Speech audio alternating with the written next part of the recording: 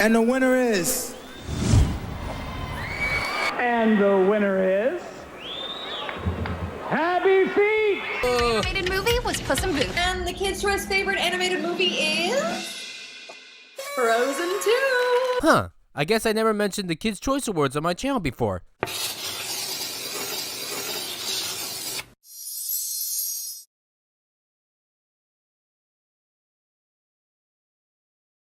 When I was a kid, I loved the Kids' Choice Awards. If you don't remember what that was, it's that awards program that people on Twitter always throw a fit about because SpongeBob always wins the Best Cartoon Award. The Kids' Choice Awards was a program that was hosted by the best network for animation, Nickelodeon. Nickelodeon was my childhood because they had the best shows, until it took a turn for the worst in the 2010s and became the worst network ever for animation. But Cartoon Network's not far behind. I kind of stopped watching them after 2009 because that was when I started growing out of animation and thought that animation was only for kids. Well, here I am, 26 now, with animation as my favorite medium. It was kind of fun voting for these shows, movies, and people that I love watching, and hence the name, Kids Could Vote. Mindy was right, kids rule! Kids just can't vote in politics. But it did not matter, fiction was, and is, still more fun. But this video isn't about the Kids' Choice Awards in and of themselves, is it? No, it's about this one certain award from the show, the Animated Movie Award. It started in 2005 and they made an award every single year.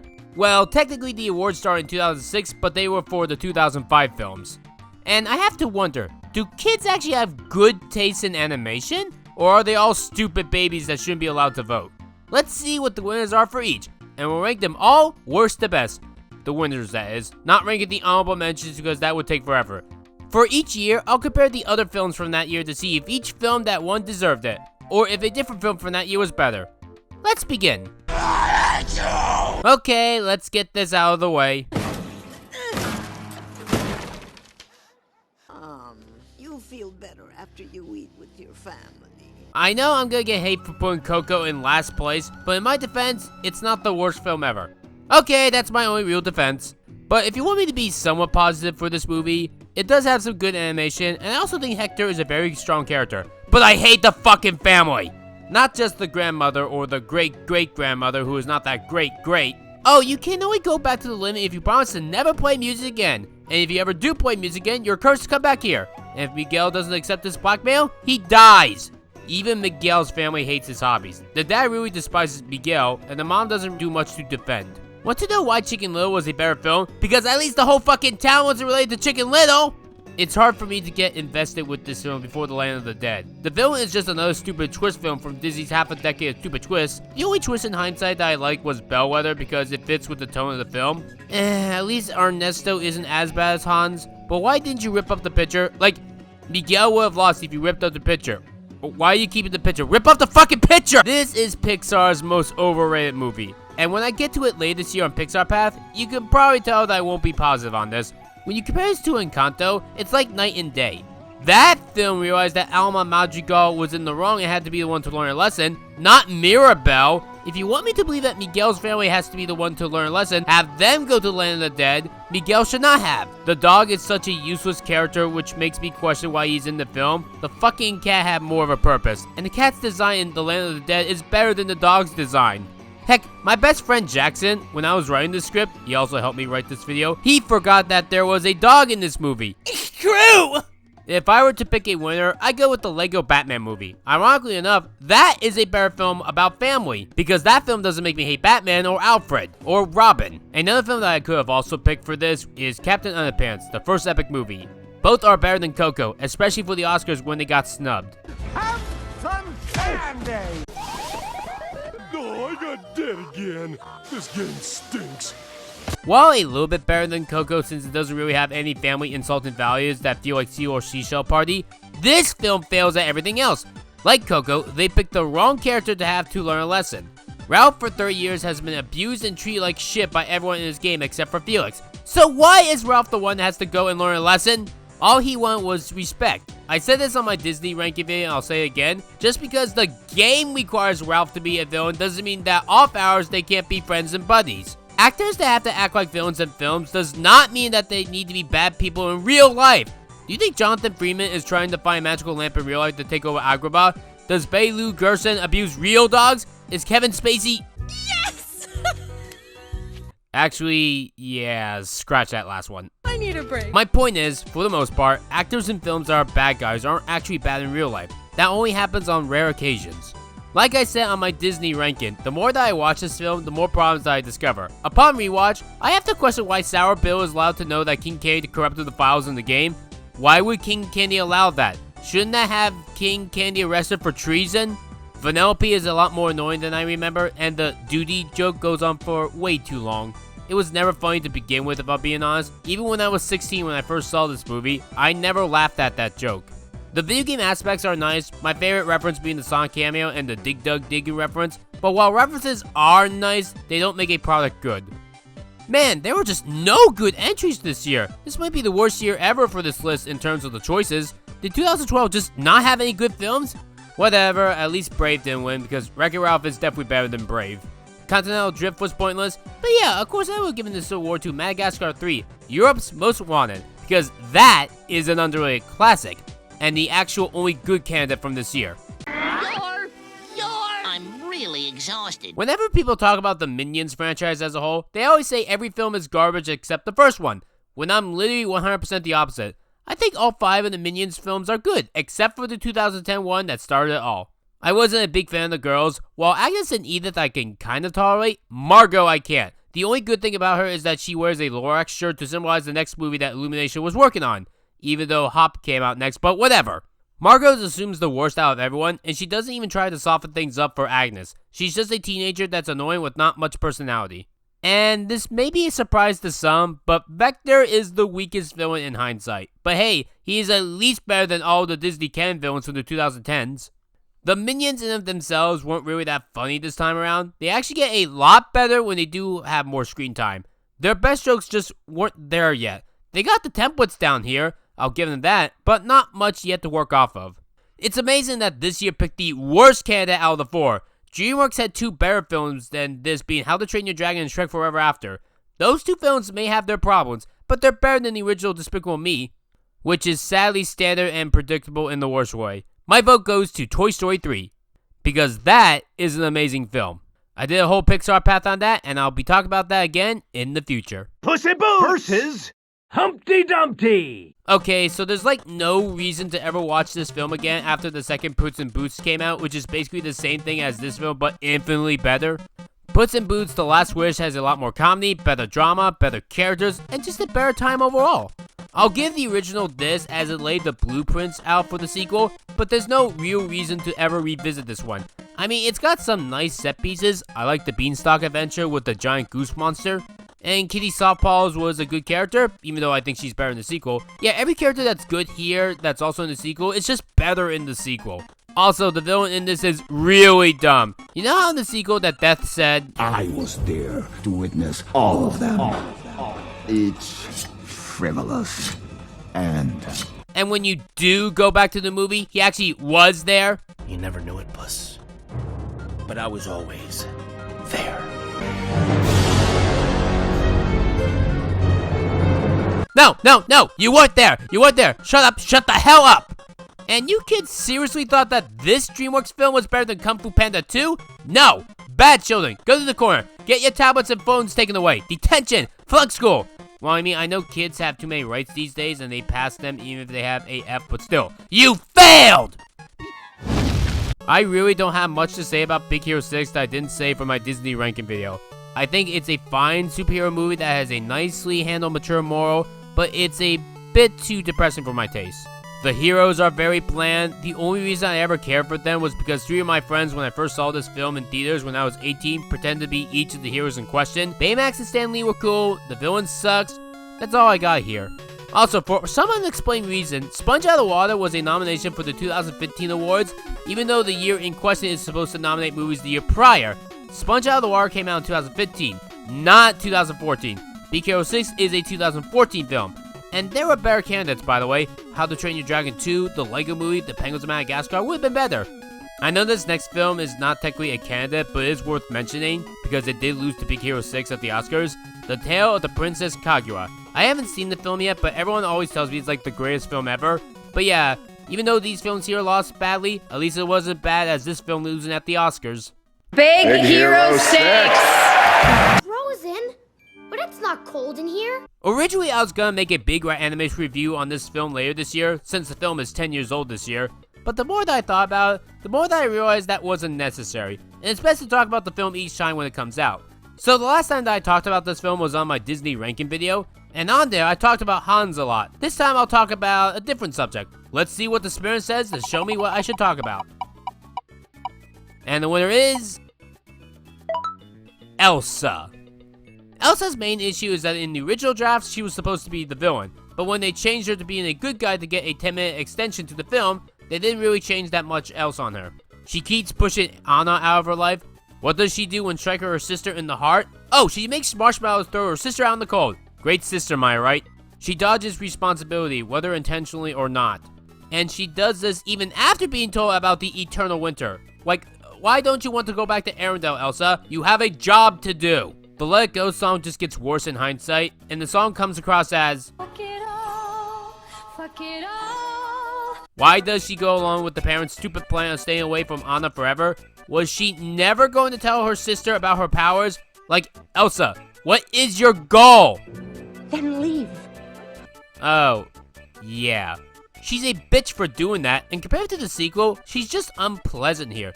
You can argue she's a bit reckless in the sequel, but that one at least has her communicating better with a more uplifting personality, not this one.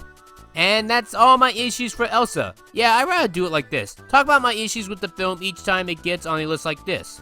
Like different angles to the film. Last time I talked about the Hans angle to the film. This time I talked about the Elsa angle to this film. Next time that I talk about the original Frozen, I'll bring up why I love Anna, Kristoff, and Olaf. I'll put them together since they're a trio that I love. And the less I have to talk about the trolls as a whole, the better, because they are a boring bunch that don't really give you that much to talk about. I would have given the orange blimp to Monsters University, because that film was more mature with its moral than this one. Let's kick some ice. I still think the sequel is better than the original film. I just think the character interactions were better. I like the story more this time around, and Elsa's actually likable this time. I enjoy her interactions with Anna, who herself is still good. Kristoff and Savannah are also pretty fun. Although, I feel like Kristoff's proposal subplot was honestly done better in The Rescuers Down Under, because Barnard went through more of an arc of not being so nervous and scared all the time. Olaf is still hilarious, and I love his recap. And I saw all those extras that Disney has on Disney Plus, and they're pretty cute. The music, I think, is an improvement from the first one, as well as the animation. There are still problems with the film. Elsa should have left Arendelle flooded away so that way everyone can rebuild it to a better image. I mean, everyone was out of the city, so it's not like any deaths would occur. The spirits probably did that intentionally. Some of the new characters are forgetful and could have been fleshed out more. And we seriously needed more Kristoff. And the people behind this movie agree. Oh yeah, I watched that Frozen documentary since my Disney ranking. When I made my Disney ranking, I actually didn't watch the documentary. But after the ranking went up, I decided to watch the documentary to get some more details in order for me to talk about this film again in the future. And I found out that Kristoff got a song because Jonathan Groff didn't get a song in the original. And the people just wanted him to sing this time around. That's why he has that song with Sven, which is probably the most hilarious part of the whole film. I understand both sides to this movie. Like, if you don't like this film or think it's worse than the original, that's perfectly fine. I can definitely see why, even though I don't agree. I love this more than the original because it doesn't infuriate me in the slightest, and it doesn't have the worst twist villain ever. I prefer no villain over a twist villain. Also, for some strange reason, every single movie that was a nomination was a sequel. Not like one or two of them, all of them. What is it with 2019 that was nothing but sequels from these companies? I mean, what were the original films from 2019? Oh, two terrible movies that begin with the letter W. Yeah, the sequels were better than those two. Except for The Lion King 2019. That's still worse than those two. Toy Story 4 would be my pick for the winner. Boom. Haunted house. I actually have never seen the Hotel Transylvania series before. I saw them for the first time ever last month, and I think that they're alright. The second one is the best out of the three films. I didn't watch the fourth one. The reason why I saw all three is a secret, but for now, let's talk about the sequel film. I love all the times that Mavis tries out anything human, like the slushies. That was cute. Johnny, look! They're making a TV show about this place and we're the stars! Hello, world! Awesome! You're so lucky, Cal. Hello, world. And the skateboarding part was awesome. And I enjoyed Dracula coming to terms with him realizing that his grandson might not be a vampire. Mel Brooks voices Dracula's dad, and I thought his performance was good. I love this one joke with Jonathan when he gets covered with crows, and he doesn't mind it in the slightest. Did he just cover me with birdseed? Yeah, he covered me. What's up? I enjoyed the Park of the Vampires, and the high dive scene was intense. I just had a really good time with the road trip, and the monsters gave me a good vibe. My favorite being the Invisible Man. Despite him having no animation, the writing for him makes up for that. Yeah, not much else to say. I would have picked Inside Out or Peanuts or Minions for my winner. Okay, so apparently I haven't seen this film since I was 10 years old. and I had no idea what to expect from this film going in. I always remember people telling me that it was a terrible film, but to my surprise, I thought this film was good. It's not the greatest thing in the world, but if you've seen the Little Mermaid remake or Surf's Up 2, you would more than likely beg to see this movie again. No, I haven't seen the sequel to this yet, but I heard it also wasn't that great. Then again, I enjoyed the first one despite what others said. Basically, a penguin's father drops his son as a child, and this causes him to have these happy feet for the film. It kind of reminds me when I was a kid, I used to do this thing called flapping. It was this thing with my legs where I move it up and down, being all excited and happy, going off topic on things. Like, I have ADHD, and it was definitely terrible for me when I was a child. And I guess I kind of relate to Mumble in this case, because I kind of acted like that. It was my way of coping, and it kind of helped me improve in life, but people didn't like it. Although, unlike Mumble, I kind of stopped it when I was an adult. But yeah, I think this was an interesting touch. Sheen's voice actor from Jimmy Neutron plays a Mexican penguin in this, which makes sense since his actor's Mexican. Robin Williams plays these two penguins that I thought were good. The humans are live action, but I was fooled at first thinking they were motion capture. It is kind of weird that Mumble is able to go back to his penguin kind so quickly in the film. Like, I thought there would have been like a little more to that, but no, he like goes to the aquarium and then gets right back to the penguin kind. Weird. I thought I missed something at first, but I didn't. And yeah, that's pretty much all I got for this one. But if you think I would have this be the winner, no. I would have totally picked Over the Hedge over this. How can you guys not tell me that one doesn't deserve the win? Honestly, I once put Over the Hedge on my Worst 2000s list as a dishonorable mention.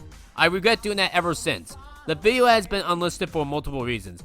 But that is probably now my biggest sin of that video. One day Over the Hedge, I'll redo the best of the 2000s. You'll be on the right list this time. I promise you that. Or you'll just be an honorable mention. I don't know. I haven't seen all the 2000s films yet again. So I'll have to determine that later. Who knows? I'm hoping for it to be on the list. If not, something better. I'm a real dragon. Well, if it isn't the most recent film on this list, for some unexplained reason, everyone loved to go to the theaters in professional suits watching this, to the point that actual theaters were not only mad about this, but they also even banned people wearing suits from ever seeing this movie. That is very interesting. The film was good otherwise, but nothing that special or anything of note.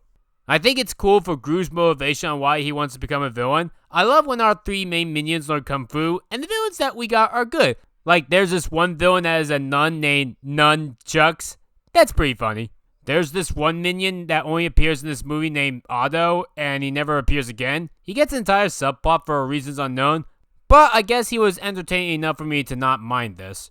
Good movie, but I would have picked Turning Red as my choice for the winner over this. Although, for some strange reason, Puss in Boots: The Last Wish, the best film of the 21st century, was not a nomination at the Kids' Choice Awards. And Sponge Out of Water, being a 2015 film, was a nomination for the 2015 awards, despite all the others being 2014 films. So don't tell me that Puss wasn't nominated because of timing. Then again, Sponge on the Run came out in 2020, but wasn't nominated until the 2022 awards when Encanto beat it. So I don't even know what my point was anymore. I feel like over the years, people only talk about the first 10 minutes of the film and say that's the only good part. Look, this isn't the movie Dinosaur where that is the truth. Up is a good film the whole way through. But yeah, the beginning is the best part. Maybe it's just a me thing, but while a good beginning is a better selling point, I'd rather see a show/movie have an amazing ending with a bad beginning over a show/movie with a good beginning and bad ending. Carl's Adventure is still fun, Doug is still fun as well as a little TV show, Russell is fun. Yeah, it's a fun movie. I just don't think it's Pixar's magnum opus. Like, this isn't Toy Story 2. And funny, yet not funny story, at the time of me writing this, the person who saved Toy Story 2 just got laid off from Pixar while she was on maternity leave. Hooray! I so hate animation productions right now. What's wrong with having fun? You guys are super rich! And without films like that, we wouldn't get things like Up. Again, a film that I just like and not spectacular. But I understand that it means a lot to a lot of people. If I missed anything here, I made a whole Pixar path on it that you can watch. Rats! In hindsight, I don't think I was nice enough for Ratatouille on my Pixar path. I want to give it a 10 out of 10 S tier, but it's still just a 8 tier, 9 out of 10, because some seeing a Colette tattoo being a bit strict, not a bitch, but just not that entertaining. And some parts of the movie drag for me. And also, cooking is still not my thing. I hate cooking! I did a full Pixar path on this that goes into more detail than I possibly could. Again, an amazing film, just nothing really new to add. Though I find it hilarious that Shrek the Third was a possible contender for the best movie from 2007, the B movie would have been better to win than Dada. But yeah, I guess the kids actually did pick the right choice this year. I haven't watched Soul since it came out because I had some personal issues with it. As for what they are, that's not for this video. And yet, it's a film that's a perfect 10 out of 10. The first S tier on this list. I rewatched it earlier this month, the first time in 2 years. Spring of 2021 was the last time that I watched it. I think the timing is why I didn't rewatch it prior. I mean, it came out on Christmas Day 2020, so of course it wasn't gonna be in theaters, and it was right before 2021, the worst year of my entire life. Rewatching made me love it more this time around. I think this film was funny, and the weird reason why I bring this up because usually people don't talk about its comedy aspect. They talk about how it's deep and philosophical. And while I do get that, I think it's more important to talk about the fun aspects of life. It's okay for a film to make you cry. Seeing 22 being heavily criticized made me cry, because I've been there. Not good enough. Nope. You're dishonest. All you make are bad decisions. You are unwise and you won't make it. You'll never find your spark. Because you have no purpose. It's a hard feeling, but pushing through the hard stuff in life really is worthwhile. I love the fact that 22 makes Joe have new directions while she's in his body. Like the fact that Joe never once asked his barber friend his own life. Like this doesn't make Joe an asshole, it's just that we take things in life for granted. And taking things in life for granted is the wrong way to view life, and yet we do that every day. You want to know why 22 is called 22? She's the 22nd human to have ever existed, or the 22nd soul per se. And according to science, there have been 117 billion people to have ever lived. So yeah, that is an important number. It's a beautiful film that I never realized how wonderful it was. The only actual criticism that I have in hindsight was the quote-unquote villain Terry. She doesn't really add much to the film, it wasn't that funny to me. But otherwise, please watch this film. Oh, and I love the music. Ohana means family. Family means nobody gets left behind. As time went on, I haven't really appreciated this movie as much as I did back in 2021 and even 2022. Not that it got worse or anything like that. I mean, I guess it did. It's still a perfect film, like 10 out of 10. But my love and hype for it kind of died out as I watched more movies in general that were better. It still handles family trauma well. I really love the songs in this. I think they are very good. Like Soul, it's a film that has a good balance of sadness and humor. But I prefer a product with an ensemble cast rather than just two characters. That's why I prefer Encanto over Soul. It's just kind of my preference. The film bops, and I love Mirabel's performance, and Alma is handled extremely well. They could have easily made her like Buck Cluck or Miguel's family, but thankfully by some miracle, it's an amazing film all the way through. And everything I said on my Disney ranking still holds up here. Incredibles 2 is still much better than the original. 5 years later, and I stand by that. I think it's a pretty funny film. The family dynamics are better in this one than the original. Like, the issue with that one was that it more or less only advertised Bob, and not the rest of the family, despite the fact that the film was trying to advertise the family. Here, we have family being fleshed out much better. Helen gets a better role, and the kids definitely better roles later on in the film. The only real issue was the villain. Definitely a downgrade from Syndrome. You can't beat the original. You just can't. But you can beat the original film on everything else. This might sound strange, but I feel like I had a better family dynamic with this over Encanto. I mean, if that ever gets a sequel, maybe it could top this, but I don't know. I memorized the family better here over Encanto. It was funnier than that film, and I just had a better time overall. You folks want a giant tissue? Seriously, you would not believe the size of these tissues. I'll get you one. Finding Dory is a film that I regret not watching in theaters originally. It was that time period for me where if it wasn't My Little Pony, I didn't want to watch it. I was only just starting to get into other shows at the time, and not movies. Either way, I love how this film has characters using their disabilities to their advantages. As someone that was told as a child by multiple doctors that I would never be able to speak, and having doctors tell my parents to starve me to death in order to eat, that is real. I did not make that shit up. I relate to this movie. And yes, relatability doesn't determine quality, but I still think this film handles everything well. It's also a very funny film. The car chase is ridiculous, but I love it. And Dory reuniting with her parents is such a beautiful moment. Might be in my top 10 favorite Pixar moments. I would go on, but I recently did a whole Pixar path on the film, so I recommend seeing that for more. Mauricio, I can't move it anymore. It's so weird that DreamWorks released 2 bangers in the same year, that being Kung Fu Panda and Madagascar Escape to Africa. What's strange is that upon rewatch, these two are neck and neck with each other. I think Kung Fu Panda is slightly better. They're both very funny and amazing films with actual deep heartening stories, but I think that Kung Fu Panda was slightly more heartwarming, so I would pick that over this. But still, putting Madagascar 2 this high up does surprise me. Like, I didn't care for this film at all as a kid, but now I think it's one of the funniest films of all time. It's the second funniest film on this whole list. And comedy is the best genre of storytelling. I love the villain in this and how he is so cartoony and loves being a villain. More villains like this, please. Alright, with all that said, only one film is better than this, and that film is...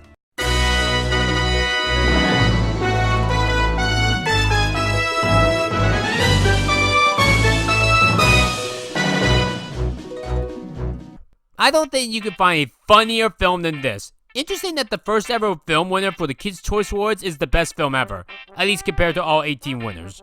How can you not watch this film? I watch this film all the time. I watch this every Christmas, Hanukkah, Halloween, and Kwanzaa. I always keep finding new jokes in this movie. Like, that I didn't even notice before. This might sound strange, but I think that the best trilogy from DreamWorks is the Madagascar trilogy. Yes, even more than the other 2 popular ones being How to Train Your Dragon and Kung Fu Panda. I'm a character person, and Madagascar is best with characters. I also stated that comedy is the best genre, and Madagascar has it best. Even if it has a very sad scene like when Alex flat out attacks Marty, it's immediately followed by a funny joke of Alex rolling on sharp objects, and then a flower bed, followed by a cactus. It's a film that I loved as a kid and only just got better as an adult.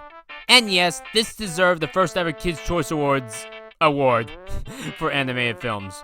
So yeah, that's my ranking of all 18 winners. How would you guys rank all of these? What would yours be worst to best? Please comment down below for your answer.